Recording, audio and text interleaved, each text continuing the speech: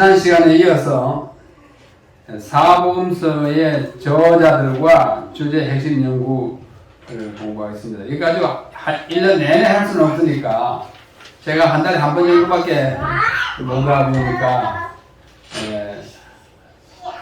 한 복음을 2달 이렇게 해서 사복음리가 8개월 동안 우리가 공부하면 사복음서를 잘 이해할 수 있게 되리라 생각합니다. 지난 시간에 무슨 말씀을 들었죠? 마태가 어떤 사람인지, 그가 어떻게 복음서를 쓰게 되었는지, 그는 전직이 뭔지, 그렇게 살다가 어디서 어떻게 죽었는지, 한 개인의 신앙 역정을 우리 살펴보았고, 그가 남긴 책, 어떻게 하다가 그가 쓴 책이 신약이라고 하는 예수님의 생애와 교훈을 쓴 책의 첫 번째 자리에 오게 됐는지 참 귀한 일입니다. 저는 평생 글도 쓰고 책도 쓰고 했지만은 성경에 들어갈 만한 책을 한 번도 쓰지 못했어요. 마태는 첫 책 딱 펴면 마태가 쓴 복음서가 나오는데, 오늘은 왕 예수를 강조한 복음이라는 제목으로 마태복음의 내용을 앞으로 한 30분 동안에 잘 간추려서 드리고자 합니다. 오늘 제목은 뭐예요?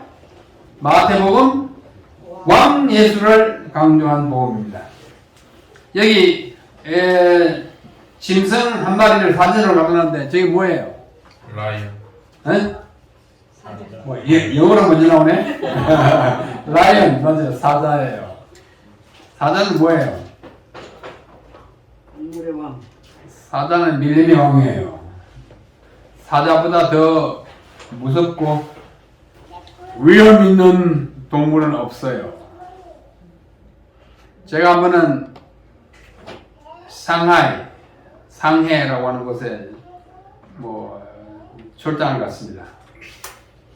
여러 한국에 있는 신학대학교의 그 총장들이 다 모여가지고 하는 회의를 상해에서 하게 됐는데, 그 여가 시간을 이용해가지고 그 일행을 그 사파리, 상해 그 주변에 있는 사파리로를 데려갔어요. 데려갔는데 사파리에는 이제 야생 동물들이 막 그냥 노는데 울타리가 넓게 쳐 있어가지고 그야말로 울타리 없는 산처럼 보였는데, 여기 저기 온갖 생물들 다 있는데 모든 생물들은 각각 자유스럽게 풀을 뜯고 놀고 왔다 갔다 하는데, 한 종류의 생물은 그렇게 되어 있잖아요. 집을 딱 지어놓고 그 안에 가둬놨어요. 이 짐승이 뭘까요? 사자예요. 왜? 그놈을 풀어놓으면 그 안에 있는 다른 동물들이 살아남을 수가 없어요. 그런데 우리 일행을 높은 망대 같은 데 올라갔어요. 올라갔는데 부인들은 다 밑에 있고 저 사람 같이 갔는데 같이 안 올라갔을 거예요. 왜냐면 올라가서 사자가 다른 짐승들을 잡아먹는 걸 지금 보여주려고 우리를 올라갔어요. 타워에 올라갔어요.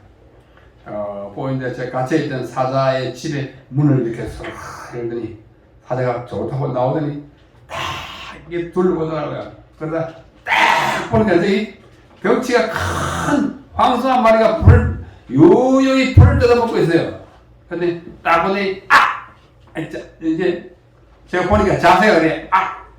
저 녀석 하면서 딱 보더니 이렇게 딱 준비해가지고 이렇게 처음에는 살살 걸어가지고 한 100m 쭉 보더니 나머지 한 100m 좀 앞에 놓고는 잠시 서더니 그래서 뛰기 시작해요. 그 풀 뜯어먹고 있는 사자를 황소에서 막 하니까 평화롭게 풀을 뜯어먹고 있던 황소가 무슨 소리가 나니까 딱 봐요. 그러니까 뭐가 달려와요? 사자가 달려와요. 이 황소가 막 바짝 얼어붙었어요. 풀 뜯어먹다. 그 사자가 막 맹렬하게 쫙 들어가더니 그 덩치가 큰 황소의 등을 꽉 물더라고요. 나 그런 거 생애 처음 봤어요. 2번 다시 보기도 싫어요. 그러더니 물렸다 가지고 황소가 당연히 떨어지는 건 아닙니다. 물론 이 덩치가 사자가 더 작아요. 홍수가 근데 그 물고 놓지 않는데 그러니까 황소는 다 대항할 수가 없어요. 결국은 막 물어 뜯고 하니까 넘어지더라고요. 그 다음부터는 자기 마음대로 해요. 그러니까 저쪽에서 사파리를 지키는 집차가 하나 떠오더라고요. 사람이 탄 집차. 집차는 철조망을 완전히 이렇게 무장한 거예요. 그러더니 그 전기 같은 걸로 이렇게 그 사자를 황소에서 띄워놓더라고요. 띄워놓고는 그 쓰러진 피를 낭자히 피 흘리는 그 소를 끌고 가더라고요. 아마 도살장으로 갈 것입니다. 사자는 이렇게 정말 좋게 말하면 왕 같은 존재이고 나쁘게 말하면 아주 극하고 무도한 심성입니다. 그러나 오늘 우리가 마태복음에 나타난 예수님을 사자라고 한 것은 그런 잔인무도함에 대한 이야기가 아니라 거느리고 위험 있고 권세 있는 분으로서의 예수님이 어디에 나타나 계시느냐? 마태복음에 나타나 계십니다. 그래서 마태복음을 사자복음이라고도 말합니다. 먼저 이 마태복음은 누가 어떻게 썼는지 한번 보겠습니다. 마태복음에 마태가 이 복음서를 쓸 때에 그 염두에 둔 독자가 있어요. 누구를 대상으로 주로 썼는고 하니 히브리인 아브라함 후손을 자기의 동족인 유대인들을 대상으로 이 복음서를 썼습니다. 각 복음서마다 그 대상이 있어요. 마가복음의 대상, 누가복음의 대상, 요한복음의 대상. 왜냐하면 우리가 글을 쓸 때 내 주된 독자가 누구라는 것을 생각하고 청년이면 청년들이 읽기 좋겠어야 하고 노년이면 노년, 뭐 그리스도인이면 또 불신자면 불신자 그 대상이 있잖아요. 마태복음을 기록할 때 그 대상은 자기의 동족인 히브리인입니다. 그래서 마태복음 1장 딱 펴자마자 무슨 말이 나옵니까? 아브라함과 다윗의 자손 예수 그리스도의 세계라. 세계라는 말은 족보라는 뜻입니다. 아브라함의 아들 예수님에 대해서 쓴다. 아브라함의 후손들이여 한번 읽어보라. 이거예요. 또 마태복음 5장 17절 그 산상 설교에 보면은 내가 율법이나 선지자나 폐하러 온 줄로 생각하지 말라. 폐하러 온 것이 아니요 완전케 하려 함이로다. 이 법 또는 구약에 나타나 있는 여러 기록 그 예언들을 내가 성취하러 왔다. 그 예언들은 누가 주신 것인 거네? 하나님이 주셨는데 히브리인들을 조상들에게 주신 거예요. 아브라함에게 하신 약속, 다윗에게 하신 약속, 여러 선지자들을 통해서 주신 약속들을 내가 이루러 왔다. 폐하러 온 거 아니다. 내가 이루러 왔다고 말씀하고 있는 것으로 봐서도 이 복음서는 히브리인들을 대상으로 쓴 것임에 틀림없습니다. 셋째로 마태복음 10장 5절로 6절에 보면은 이 마태가 예수님이 하신 말씀 가운데 이 말씀을 놓치지 않았어요. 예수께서 이 12를 내어 보내심을 명하여 가라사대 이방의 길로 들어가지 말고 사마리아인의 고래도 들어가지 말고 차라리 이스라엘의 집에 어린 양에게로 가라 명령하고 보냅니다. 얼른 보면 이방인들은 그들도 보지도 말고 히브리인들만 말하라 가서 전해라 하는 것 같지만 그 뜻은 아니지만 네가 먼저 너의 종족 예수님의 12제자가 다 히브리인 유대인이에요. 한 사람도 예외 없이. 먼저 이방인들 좀 나중에 가고 어디야? 이스라엘 집에 잃어버린 양에게로 먼저 가라고. 히브리인 위주의 전도 활동을 펼치라고. 먼저 유대인을 전도하라고 보내는 이 어감에서도 우리는 마태가 예수님이 하신 말씀 가운데 이것을 놓치지 않는 이유를 우리는 발견하게 됩니다. 그리고 그는 이 기별의 내용을 쭉 살펴보면은 예수님이야말로 이 땅에 오신 히브리인들에게 약속된 메시아라는 사실을 증명하려고 부단히 노력합니다. 마태복음은 구약에 예언된 메시아로서의 그리스도를 묘사하고 있습니다. 일단 자세히 보겠습니다. 마태는 히브리인 즉 유대인들에게 예수님은 오래 기다려오던 메시아, 곧 아브라함의 아들과 다윗의 아들이신 구세주로 오신 그리스도임을 증명하고 선언하려고 이 복음서를 기록하고 있는 것입니다. 읽어보면 분명합니다. 저에게는 그것이 아주 확실합니다. 히브리인들을 위주로 썼어요. 히브리인들만을 위해 쓴 것은 아닙니다. 히브리인들을 위주로 쓴 복음서가 마태복음인 것입니다. 그래서 여기 아브라함의 언약을 언급합니다. 아브라함을 통해서 지상의 모든 족속의 복을 받으리라고 했던 그분이 예수님이에요.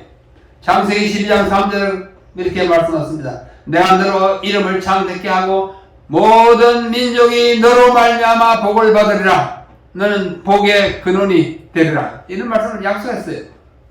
모든 민족이 너로 말미암아 복을 받겠다 하는 말은 아브라함 그 자신을 통해서 복을 받는 건 아니에요.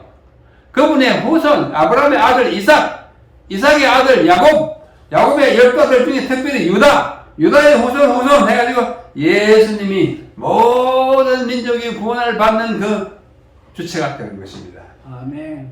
그분이 메시아이다. 여러분 가운데 태어난 예수님이 바로 그 메시아, 아브라함에게 약속한 그 씨다.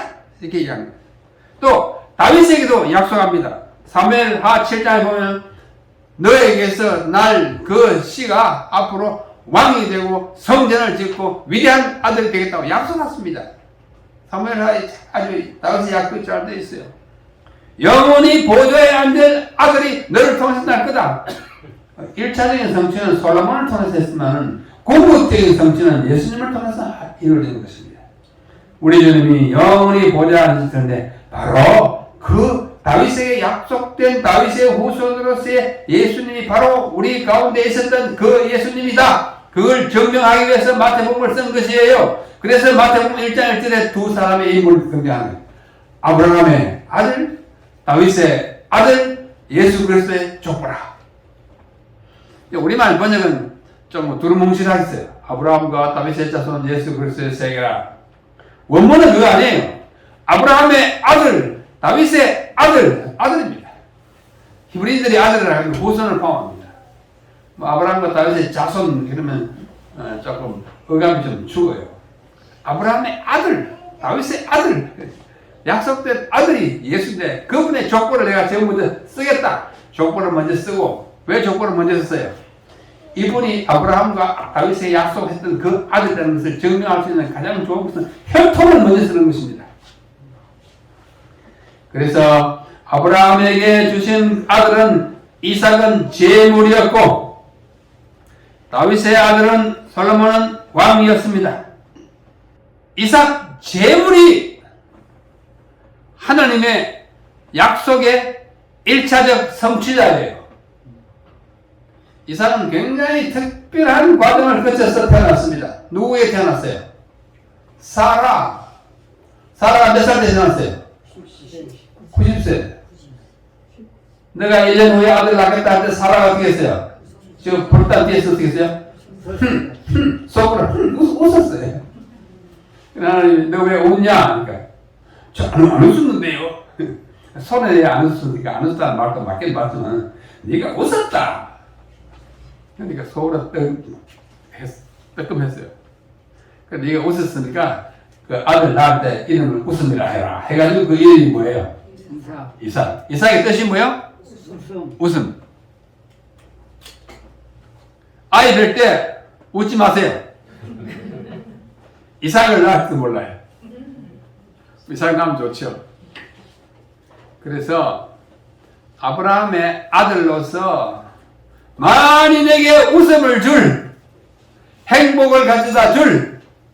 오늘 행복이 뭐냐고 오늘 아침에 이야기를 많이 들었는데 진정한 행복을 줄, 웃음을 줄 그분은 이삭이 아니고 이삭을 통해서 난 후대의 이삭, 후대의 희생 제물, 이삭은 제물이 될 뻔했잖아요.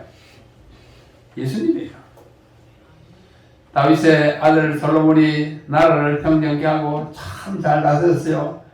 지혜가 출중해가지고 대단히 훌륭한 왕으로 기록되었지만 그분은 여러 가지 실패하고 뭐 처첩을 막 1000명이나 거느리고 엉망진창이었어요. 그러나 진짜 왕 다윗의 보좌를 영원히 굳건하게 세우고 성전을 영원토록 세우실 그 아들은 후대의 아들, 후대의 솔로몬보다도 더 지혜로운 분, 예수 그리스도의 것입니다. 그래서 아브라함의 아들은 이삭은 재물이었고 다윗의 아들은 왕이었는데 재물과 왕을 한 몸에 성취한 분이 예수님이야. 예수님은 십자가의 재물이었고 또 왕 중 왕이 되는 것입니다. 이 두 가지를 다 충족시키는 메시아가 나와야 하는데 그분이 바로 내가 지금 기록하고자 하는 그의 행적, 그의 일생, 곧 마태복음의 주인공 예수님이라고 말하는 것입니다. 처음부터 마태는 그리스도를 히브리 민족과 연관시켜서 예언 성취를 강조하였고 구약을 29번이나 인용하면서 구약에 예언된 구주가 그리스도의 심을 매 장마다 기술하고 있습니다. 몇 번 인용해요? 구약을 29번 인용해요. 왜 인용해요? 그냥 쓰면 될 때 왜 인용해요? 이사야가 이렇게 말하지 않았느냐? 그분이 바로 이분이다고요. 이사야 뭐라고 그랬어요? 이사야 7장 14절 보라 처녀가 잉타하여 아들을 낳을 것이요 그 이름을 이분이 바로 이분이 예수님이 임마누엘이다 이거예요. 또 미가서 2장 5절에 뭐라고 했어요? 5장 2절에 유다의 땅 에브라다 베들레헴아 너는 유대고 올 중에 가장 작을지라도 너의 가운데서 뭐가 나오냐? 침장 나오겠다고 말씀을. 그분이 누구냐? 바로 이 예수님이다. 베들레헴에 태어났지 않았느냐 이거예요. 이걸 기록한 분은 마태뿐이에요. 마태는 구약 성경을 꿰뚫는 사람인데 그 모든 것들이 29번이나 인용하면서 이렇게 예언되고 이렇게 약속된 분이 바로 주님이다. 이분을 믿어라. 그분은 왕이시다 말합니다. 마태는 여호와께서 선자로 하신 말씀을 이루려 함이니라 같은 표현을 13번이나 기록하고 있어요. 구약 당시에 이렇게 한 말씀을 이루려 하시고 이루신 분이 예수님이다 하면서 13번이나 이런 표현을 하고 있다니까요. 참 좋은 복음서예요. 굉장히 훌륭한 복음서예요. 지난 시간에 보았듯이 지난 시간에 이미 작년이지만은 이 마태는 세금쟁이였어요. 세금 거두는 세무서 직원인데 예수님의 말씀을 다 모아서 생각해 보니까 이게 기록하면서 구약 연구 많이 했어요. 그렇게 많이 예언한 분이 그렇게 이루신 분이 바로 예수님인 것입니다. 그래서 마태복음은 언약된 메시아로서의 예수 그리스도와 천국을 건설할 왕으로서의 그리스도를 우리에게 제시하고 있습니다. 여러분 금년에 마태복음 다시 한번 읽어보시기 바랍니다. 이 시간 이후로. 그래서 마태복음에 나타나는 가장 중요한 말은 뭐냐면 왕국, 우리가 순수한 우리말 하면 나라예요. 나라. 나라라는 뜻은 무슨 나라? 하늘나라. 하늘나라를 한마디로 말하면 하늘천, 나라국 뭐예요? 천국. 천국이라는 단어를 사용하는 유일한 기자가 마태입니다. 그것도 여러 번 보겠습니다. 먼저 마태복음 1장 1절로 2장 23절은 그 왕국이 도래 이르러 올 것을 이야기하는 부분입니다. 나사렛 예수가 구약에 약속된 분 곧 왕임을 증명하려고 합니다. 미가서 5장 2절에 말씀하기를 이스라엘을 다스릴 자가 베들레헴에 나겠다 이것을 인용합니다. 마태복음 2장 5절에 미가서 5장 2절을 마태복음 2장 5절에 인용하고 있어요. 재밌어요. 이봐라 베들레헴에 태어나기라고 했다고 지금 미가가 이야기했지 않냐. 그분이 바로 거기서 태어나지 않았느냐. 여러분 베들레헴의 뜻이 무엇입니까? 빵집. 오늘 낮에 빵 주십니까? 떡 주십니까? 떡집이에요. 그냥 서울 시내에 있는 베이커리 그런 베이커리가 아니고 진짜 그거 먹으면 안 죽는 영생의 떡을 제공하는 떡집 베들레헴에서 떡이 나왔는데 그분이 나와가지고 하시는 말이 나는 하늘로서 내려온 산 무엇이니? 떡이니. 떡이니 그랬어요. 예수님 뭐예요? 떡이에요. 무슨 떡? 하늘에서 내려온 산 떡. 어디서 났으니까? 떡집에서 나왔으니까. 그래서 베들레헴인 거예요. 자, 이사야 9장 6절 태어난 아기는 김여자요 평강의 왕이요. 내가 아들을 주고 한 아기가 태어나니 그의 이름은 기묘라 못살아 전능하신 영원한 아버지요 평강의 왕이라. 얼마나 정말 훌륭한 예언입니까? 그 모든 예언을 이루신 분이 누구다요? 평강의 왕이에요. 예수님이 평강의 왕이에요. 그걸 증명합니다. 평강의 왕 되시는 분이 이 땅에 오셔가지고 우리에게 영원한 왕으로서 다스리는 모습을 우리에게 보여주고 있습니다. 그리고 그분은 보통 왕이 아니고 위풍당당한 왕입니다. 위풍당당 아시죠? 뭐 우물쭈물해 나타나는 게 이걸 같이 탁 나는 거예요. 교만한 모습은 아니에요. 그러나 위풍당당합니다. 왕의 이름이 있어요. 1장 21절 이름을 예수라 하라. 우리는 예수라 그러면 뭐 감각이 없어요. 그죠? 그러나 히브리인들이 유대인들이 예수 그러면 예수란 말이 구원자라는 뜻입니다. 예수와 구원자. 이것이 우리말로 이제 발음만 따왔기 때문에 우리말은 예자가 뭐 구원한다는 말이 뜻이었지만 히브리말은 예수와 구원자. 예수님 부르면 구원자님 그 말이에요. 구원자예요. 자, 여러분들의 이름은 무슨 뜻인지 잘 모르겠지만 각자 이름에 한자의 뜻이 있잖아요. 순수한 우리말도 뭐 뜻이 있어요. 히브리인 예수님은 구원자입니다. 임마누엘이에요. 임마누엘, 우리와 함께 계시는 하나님이에요. 이 임마누엘 이야기도 마태복음에만 있습니다. 우리와 함께 하시는 하나님이다 그거예요. 임마는 함께 한다. 누는 우리 엘 하나님이에요. 히브리 말이 그래요. 이름이 위풍당당한 왕 그리스도를 표현하고 그는 왕의 지위를 가졌던 분입니다. 동방에서 박사들이 와가지고 묻습니다. 헤롯 왕에게 유대인의 왕으로 나신 이가 어디 계시뇨? 마태복음만 있어요. 동방 박사 이야기는 마태복음만 있습니다. 왜? 그들이 와가지고 왕 앞에서 말하기를 유대인의 왕으로 나신 이가 어디 계시뇨? 왕이 얼마나 아주 까부러질 뻔했어. 왕이 났다고? 헤롯은 가장 독점적인 왕권을 자랑하는 사람입니다. 자기 아들을 10명을 낳았는데요. 부인이 10명이 있는데요. 그 중에 아들이 많이 낳았어요. 부인이 10명이니까 하나씩만 낳아도 10명이잖아요.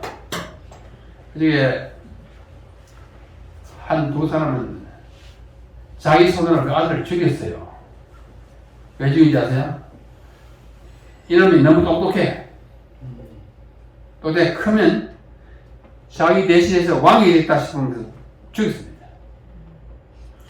이런 작자이니까 유대인의 왕으로 나신 이가 어디 계시냐고 동방 박사들 와서 물으니 어딘가 왕이 낳는 모양이다. 안 되겠다. 다 죽이라. 2살 아래로. 그때 죽은 아이가 몇인지 아세요? 성경에 없지만 유대인 역사가 요세푸스라는 역사에 책보면 60명을 죽였습니다. 자기 아들 죽이는 사람이 다른 아들 60명 죽이는 건 말 한마디면 다 죽이는 거예요. 그런 무시무시한 헤롯 왕 앞에 또 나타난 박사들이 유대인의 왕으로 나신 이가 어디 계시냐. 이 정말 까부러칠 일이에요. 그러나 그렇게 말하는 그걸 딱 포착해가지고 다른 기자들은 강구하거나 못 들은 것을 마태는 기록한 것입니다. 이 왕은 그냥 문도 나타나지 않고 왕의 예고를 하고 나타납니다. 마태복음 3장 3절 광야에 외치는 자의 소리 뭐라고 그랬습니까? 주의 길을 예비하라.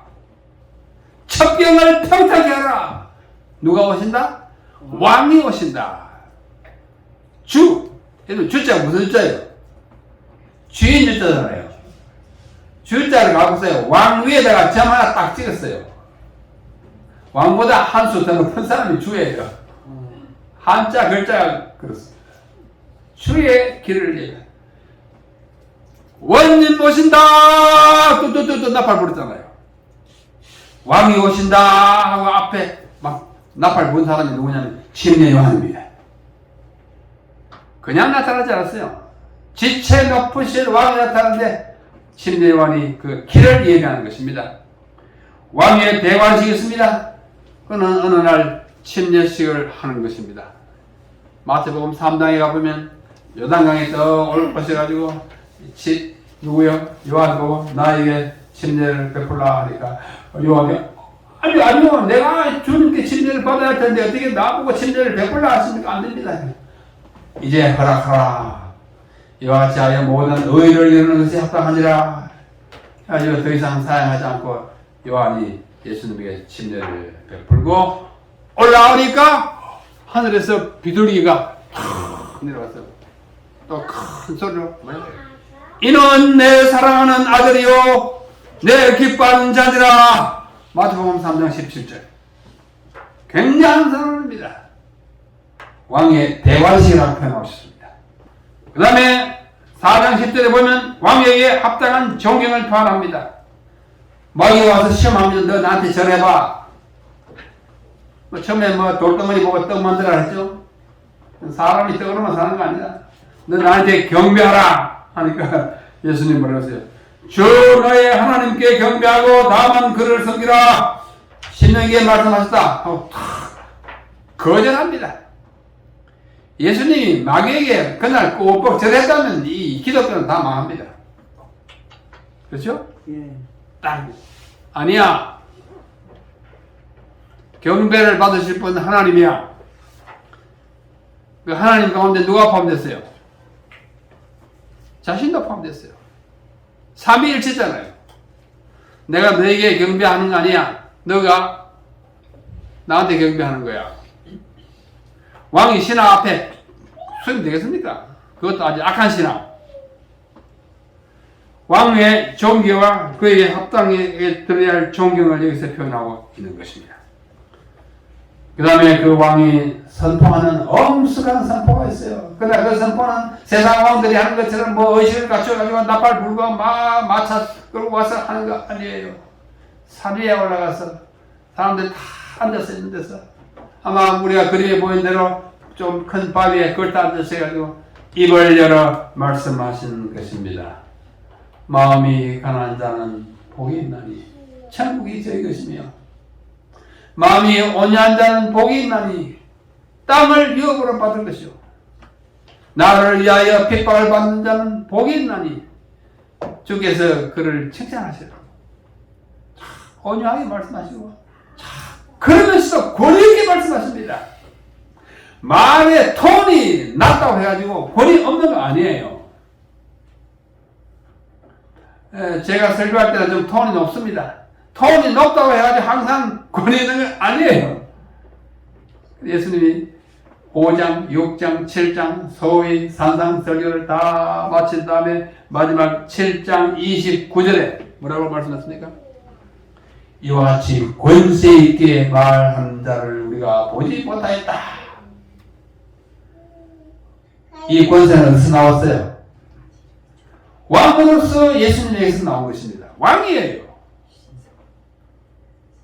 왕은 아무리 조용히 말해도 왕의 말입니다. 왕이 뭐 떠들 필요 없어요. 한마디 하면 되는 거잖아요. 그렇게 말씀했어요. 너희가 과거에 모세 시대에 이렇게 하면 이렇게 하라는 말을 들었으나 나는 너에게 말하노니 사람을 죽이지 말고 미워하지도 마라. 쭉 말씀하십니다. 왕에 대한 충성을 요구합니다. 12장 30절 나와 함께 아니하는 자는 나를 반대하는 자요 나의 나라에는 야당이 없느니라. 하나님 나라의 천국에 야당이 있을까요? 요즘 우리 한국에 있는 야당 같은 저런 야당이 있을까요? 없을까요? 없어요. 완전한 통치를 하는 왕의 나라에는 야당이 없어요. 그렇다고 독재는 아니에요. 하나님 나라만큼 자유스러운 나라가 없어요. 완벽한 자유 때문에 아담이 타락할 만큼 자유스러운 나라예요. 그죠? 참, 천국은 참 좋은 곳입니다. 그런데 이 왕에게도 원수가 있어요. 16장 21절. 예루살렘에 올라가 많은 고난을 받고 죽임을 당하겠다 하고 제자들에게 미리 말합니다. 능력이 없어서가 아닙니다. 예언을 이루기 위해서 죽어야 하는 것입니다. 예수님이. 죽기 위해서 인간이 되셨고 그래야 우리의 죄가 판결되기 때문입니다. 그러나 그 왕은 사랑이 극진한 왕이세요. 20장 28절. 인자가 온 것은 섬김을 받으려 함이 아니라 도리어 섬기려 하고 자기 목숨을 많은 사람의 제물로 드리기 위해서 왔다. 마가복음 10장 45절 똑같은 말씀인데 마태복음 20장 28절. 내가 이 땅에 온 것은 왕이기 때문에 너희들에게 섬김을 받으려 하니 내가 차라리 너희들을 섬기러 왔다고 말씀합니다. 그러나 그에게는 영광이 있습니다. 25장 31절 34절. 인자가 자기 영광으로 올 때에 자기 보좌에 앉으려니 그때 임금이 예비한 나라를 상속할 것이다. 비유 가운데 나오는 말씀이지만 예수님이 자기의 영광이었어요. 그 영광을 버리고 이 땅에 오셨기 때문에 우리가 그를 잘 몰라보았어요. 영광의 주님이십니다. 왕으로서의 영광을 가지신 분이었습니다. 참으로 위대한 왕이었습니다. 그러나 그 왕이 희생됩니다. 27장에 보면 십자가에 못 박혀 돌아갔습니다. 왕이 죽어요. 그러나 그 왕은 죽어서 영원히 있지 않고 일어납니다. 왕의 승리를 그가 여기 계시지 않고 그의 말씀하신 대로 살아나셨느니라. 폭도들은 그를 죽였지만 못을 박아 죽였지만 모욕해서 망가뜨렸지만 사흘 만에 일어난 것입니다. 그러나서 이 세상을 떠나기 직전에 그는 매우 권세 있는 음성으로 말씀하십니다. 마태복음 마지막 장 마지막 세 절이에요. 아시죠? 하늘과 땅의 모든 권세를 내게 주셨으니 하늘 땅의 모든 권세는 내 거다지. 그러므로 이 권세를 가진 내가 너희에게 부탁하니 너희는 가서 모든 민족으로 족속으로 제자를 삼아 아버지와 아들과 성령의 이름으로 친절을 베풀고 내가 너희에게 분부한 모든 것을 가르쳐 지키게 하라. 보라 내가 세상 끝날까지 너희와 항상 함께 하겠다. 약속까지 하셨어요. 누가 하셨어요? 예수님. 왕이 하셨어요. 왕. 신하 여러분, 이 왕의 말을 지킬 것입니까? 안 지킬 것입니까? 지키겠습니다. 지키세요. 그래서 우리가 교회를 운영하는 것입니다. 그래서 돌아가야 하는 것이고 그래서 집사도 하는 것이고 그래서 여기 제모도 하시고 뭐 안식할 교회도 하시고 찬양도 하고 하는 거예요. 왕의 명령입니다. 무서워요? 안 무서워요? 무서워요. 예? 무서워요. 무서워요. 그러나 이 사자는 하늘나라 사자는요 하늘 안 무서워요. 사자 입에다가 어린아이가 뭘 넣어요? 손을 넣어요.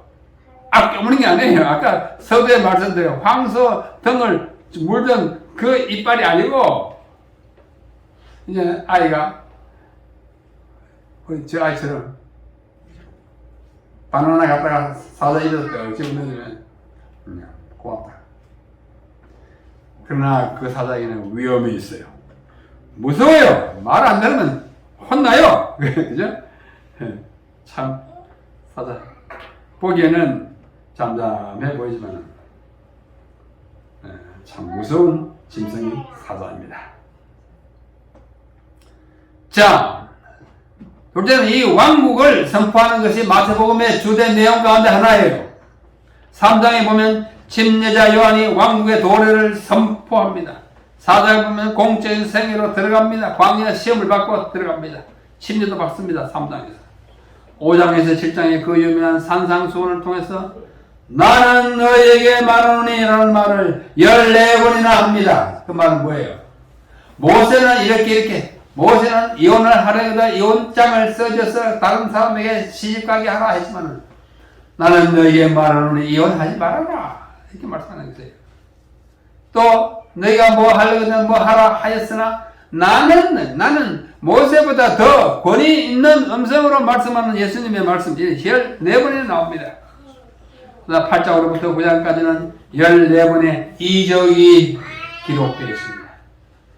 이적, 병을 고치고 이상한 그 물 위도 걸으시고 이 일을 많이 해요. 자연을 지배하시고 모든 질병을 어떻게 해요? 억눌러서 치료하시는 우주의 자연의 모든 이치를 초월하는 능력을 가지신 왕 예수님의 모습인 것입니다. 10장으로 12장에 보면 왕국의 강요를 선언합니다. 제자들이에요. 12제자는 하늘나라의 어느 부서의 장관일 것처럼 우리에게 말씀 나타나고 있습니다. 13장으로 16장에 보면 이것이 마태복음의 중심부라고 사람들은 말합니다. 왜냐하면 여기에 천국이 가장 잘 묘사되어 있기 때문입니다. 마태복음에는 나라, 헬라어로 바실레이아 라는 단어가 몇 번이요? 어디다 써놓으세요. 성경에다. 나라라는 말이 55번. 하늘나라고 천국이라는 말이 35번. 마가, 누가, 요한복음에는 눈 닫고 찾아보려다 볼 수 없는 단어가 나라예요. 그만큼 마태복음의 중심 내용은 뭐예요? 나라 건설입니다. 나라에는 누가 있어야 돼요? 나라에는 국가를 형성하려면 세 가지 요소가 있어요. 우리가 학교에서 고등학교 배운 대로 뭐요?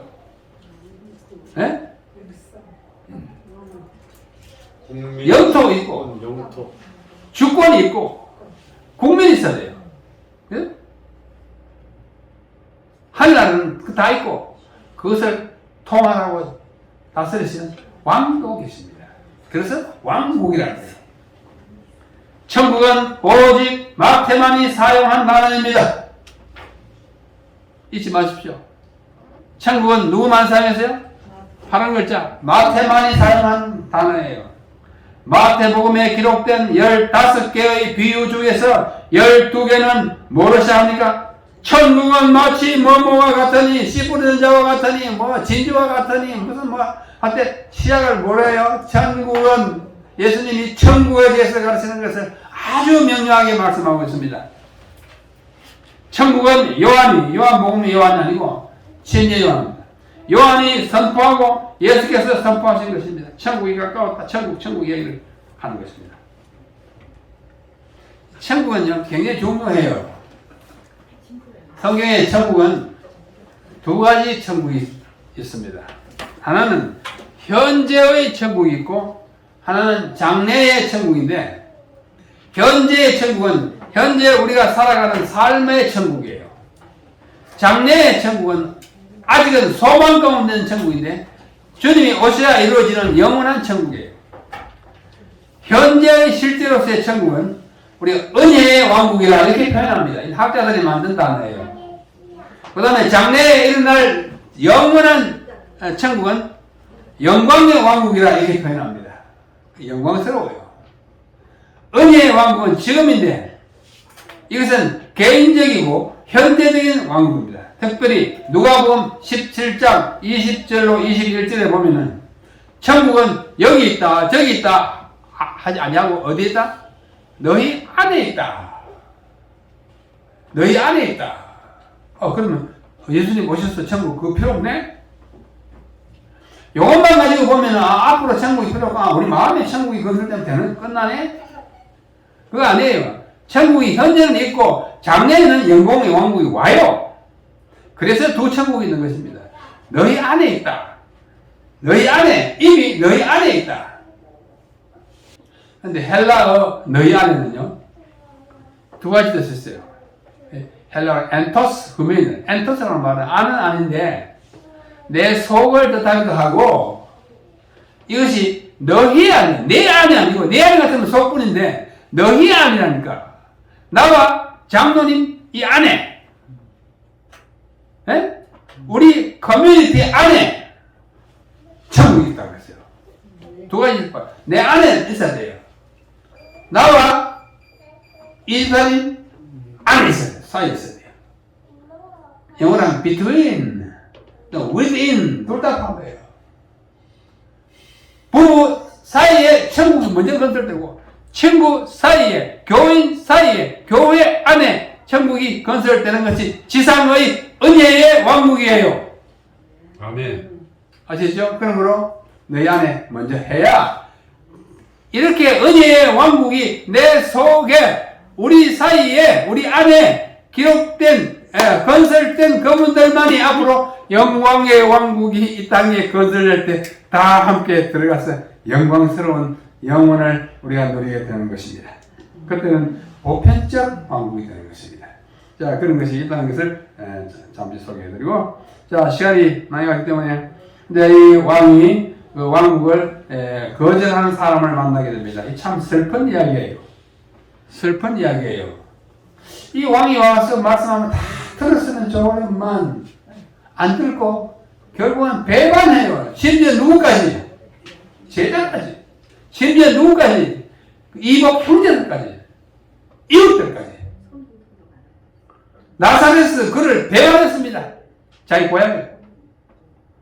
그가 세상에 계셨으며 세상은 그로 말미암아 지원받 되었으되 세상이 그를 알지 못하였고 자기 땅에 오매 자기 백성이 영접지 아니하였으나, 요한복음에 있는 말씀이지만 거절당하십니다. 그러므로 내가 너희에게 이르노니 하나님의 나라를 너희는 빼앗기고 그 나라에 열매 맺는 백성이 받으리라. 자기 땅에 왔잖아요. 혈통적으로도 그 유대인들의 후손은 왔는데도 받을 수 있지 않고 십자가에 못 박아 죽여버렸어요. 참 비참합니다. 슬픈 이야기예요. 그래서 하나님 예수님 말씀하시기를 너희는 그 빼앗기고, 왜? 버렸으니까. 그 나라에 열매 맺는 사람들이 이방 민족에게도 그 나라에 열매를 맺는 자는 받으리라고 복음을 온 세계에 확대시켜서 우리까지 오게 된 것입니다. 그러면서 마태복음 16장에 보면 유대인이 하나님의 나라로서의 그 역할은 이제 망쳐지고 없어지고 거절되고 거절해버렸으니까 새롭게 시작한 것이 뭐냐면 교회입니다. 마태복음 16장 21절로 쭉 내려가보면 사람들이 예수님을 뭐라 하더냐라고 묻습니다.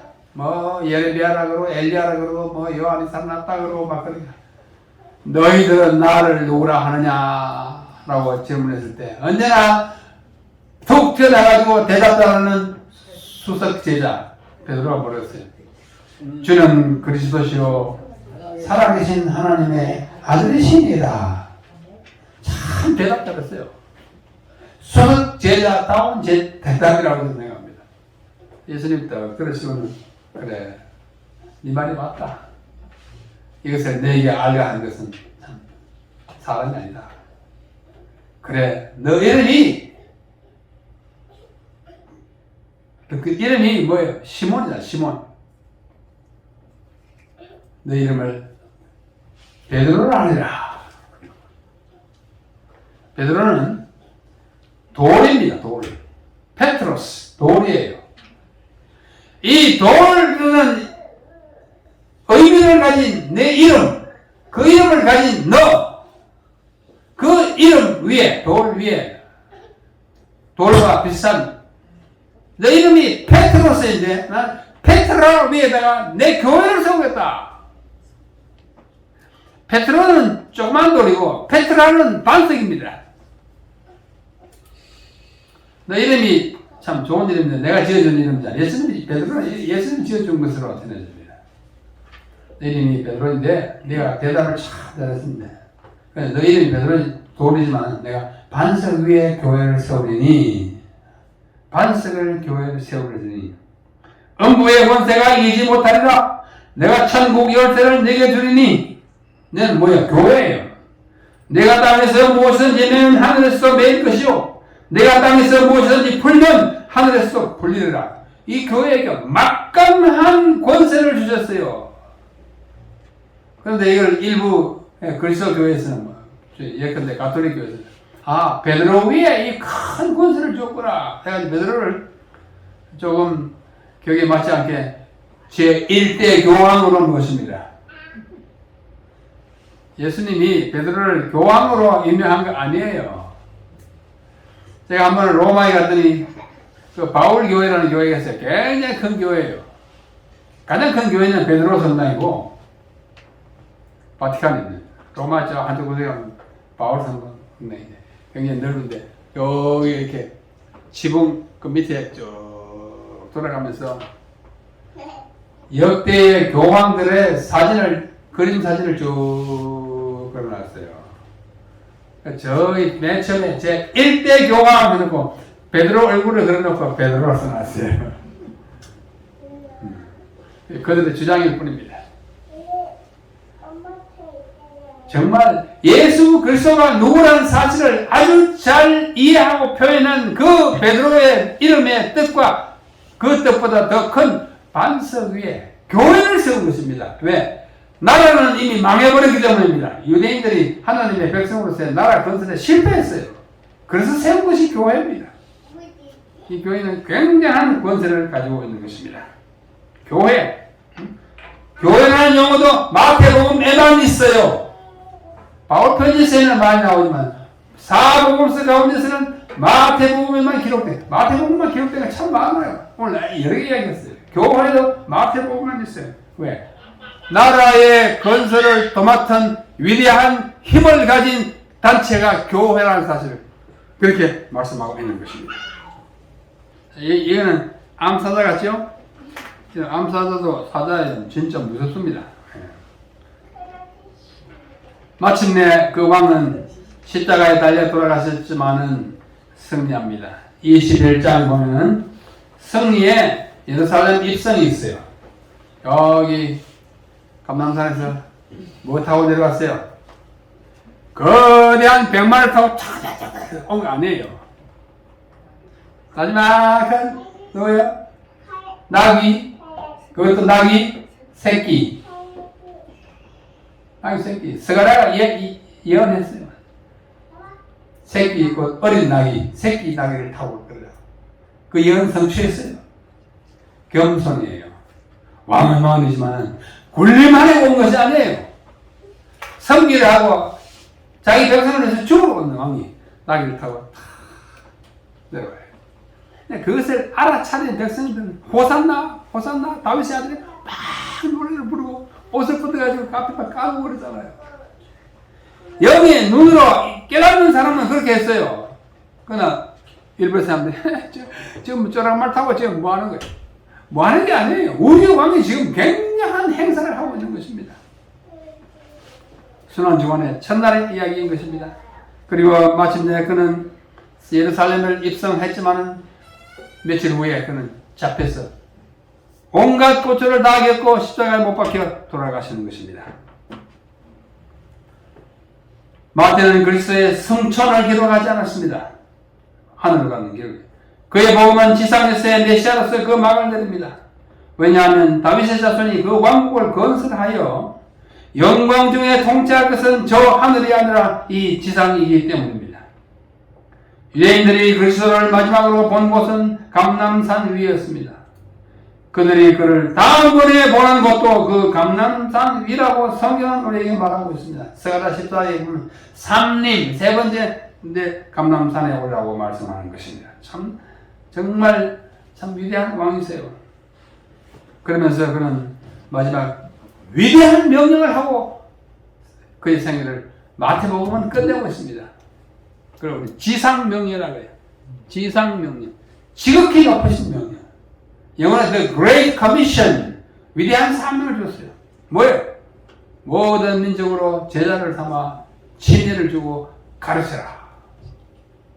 우리 더 많은 사람들에게 복음을 가르치고 그래야 마침내 이 세상에 주님 모실 때 우리가 가르치고 전도하여 얻은 영혼들과 함께 하늘에 다 가게 되시기를 간절히 바랍니다. 아멘. 그리스도께서는 그리스도교 역사 위에 나타날 위기의 순간들을 미리 내다보시면서 그의 교회를 위한 위대한 계획과 명령을 발표하셨습니다.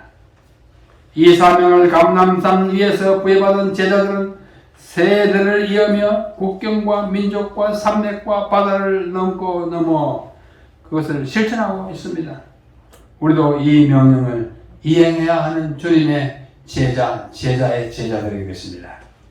우리 이제 구정을 설날을 맞이하면서 오늘 우리 기쁨으로 한 시기를 보내고 남아있는 설 연휴 동안에 기쁘게 보내신 다음에는 우리가 더 잘 먹고 더 얻은 힘을 이 전도에 우리가 복음을 전파하는 일에 백성을 제자 삼는 일에 우리 함께 힘을 모아 이 교회가 이 금년 동안에는 정말 왕의 교회, 사자와 같은 왕의 교회의 힘을 우리 만방에 과시하는 위대한 우리 진짜사 교회가 되기를 간절히 바라면서 왕 예수를 강조한 복음 마태복음에 대한 말씀을 마치겠습니다. 아멘. 여러분 새해 또다시 한번 복을 많이 받으시고 복받은 백성답게 왕의 시민답게 살아가는 우리 모든 교회들이 다 되시기를 간절히 바랍니다.